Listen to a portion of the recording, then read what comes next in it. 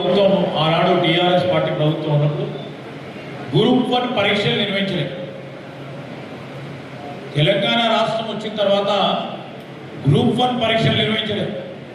ఇక్కడ చాలా మంది చదువుకొని నేను ప్రభుత్వ ఉద్యోగం సాధించాలి, నేను డిఎస్పీ కావాలి, ఆర్డీఓని కావాలి, మరి గ్రూప్ 1 స్థాయి అధికారి కావాలని అనుకున్న 21 సంవత్సరాలు నిండి డిగ్రీ పాస్ అయి నేను అధికారి కావాల్సిన అని అనుకున్న సోదరుడు 10 సంవత్సరాల తర్వాత 31 ఏళ్ళకి వచ్చిన తర్వాత కూడా గ్రూప్ 1 పరీక్షలు నోటిఫికేషన్ పడకుండా ఉంటే ఆ స్ఫూర్తి 10 సంవత్సరాల పాటు ఒక తరానికి సంబంధించిన యువతకి అన్యాయం చేసిన ఆ గత ప్రభుత్వాలు ఏమనాలో మీరు చెప్పాలి. ఈరోజు మేము వచ్చాం, మా ప్రభుత్వ సంకల్పంతో గ్రూప్ 1, గ్రూప్ 2, గ్రూప్ 3, గ్రూప్ 4 పరీక్షలు నిర్వహించి అవకాశం కల్పించింది.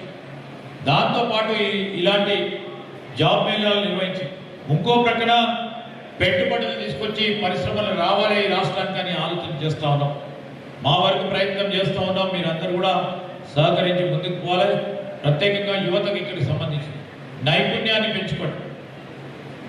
ఈరోజు ఆర్టిఫిషియల్ ఇంటెలిజెన్స్ ఇంకా సోదరులు చెప్పినట్టు సాంకేతికమైన పరిజ్ఞానం ముందుకు నడుస్తూ ఉంటే మనం వాటి విషయంలో చాలా గట్టిగా పకడ్బందీగా నేర్చుకునే ప్రయత్నం చేయండి.